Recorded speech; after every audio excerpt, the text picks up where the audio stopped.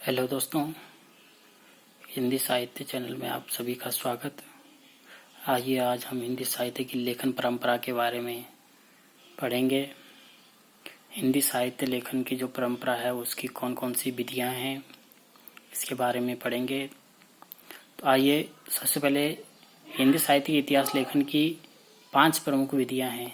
वैसे तो और भी विधियां हैं, लेकिन जो प्रमुख विधियां जो नेट में पूछी जाती है मुख्य रूप से 5 हैं। पहली जो पद्धति है वह वर्णानुक्रम पद्धति है। वर्णानुक्रम का मतलब होता है वर्णमाला के अनुसार, वर्णमाला अक्षर के अनुसार। इस पद्धति में कवियों के नाम वर्णमाला अक्षर क्रमानुसार अल्फाबेट के अनुसार वर्णन किया जाता है। यानी इस पद्धति में जो जिन विद्वानों ने, जिन आचार्यों ने अपना साहित्य लिखा है, उन्होंने कवियों का जो नाम है उसका जो पहला अक्षर है उसके हिसाब से ही उन्होंने कवियों के बारे में लिखा है। इस पद्धति को गारसात तासी और शिव सिंह सेंगर ने अपना कर हिंदी साहित्य का इतिहास लिखा है।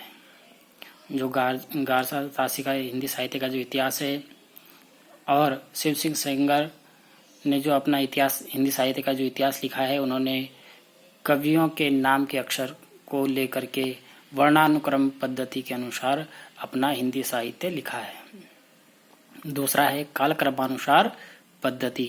तो कालक्रमानुसार पद्धति का मतलब है कि जिन कवियों का जो जन्म वर्ष है उस वर्ष के हिसाब से उन्होंने अपना साहित्य लिखा है। इस पद्धति में कवियों का वर्णन उनके जन्म वर्ष के अनुसार किया जाता है। इस पद्धति को ग्रियर्सन व मिश्र बंधुओं ने अपनाकर हिंदी साहित्य का इतिहास लिखा है। जो कालक्रमानुसार पद्धति है, जैसे जिस कवि का जो जन्म वर्ष है, पहले जिसका जन्म हुआ है पहले उसका साहित्य लिखा गया है, फिर उसके बाद जिसका जन्म हुआ है उसका साहित्य आएगा। तो इन्होंने जन्म काल के हिसाब से ग्रियर्सन और मिश्र बंधुओं ने हिंदी साहित्य का इतिहास लिखा है। तीसरी पद्धति है विधेयवादी पद्धति। विधेयवादी पद्धति, इस पद्धति के जन्मदाता फ्रांस विद्वान टेन माने जाते हैं। यह सर्वाधिक उपयुक्त पद्धति है। इस पद्धति को 3 भागों में बांटा जाता है। नंबर 1 है जाति, नंबर 2 है वातावरण और क्षण। इसमें जाति के आधार पर, वातावरण के आधार पर और क्षण के आधार, समय के आधार पर इसमें लिखा गया। आचार्य रामचंद्र शुक्ल ने इस पद्धति के आधार पर ही हिंदी साहित्य का इतिहास लिखा है। जो आचार्य रामचंद्र शुक्ल का इतिहास है, उन्होंने भी जाति, वातावरण और समय के अनुसार, क्षण के अनुसार अपना हिंदी साहित्य लिखा है। इसलिए ही अनेक इतिहास ग्रंथ को सच्चे अर्थों में हिंदी साहित्य का प्रथम इतिहास कहा जाता है।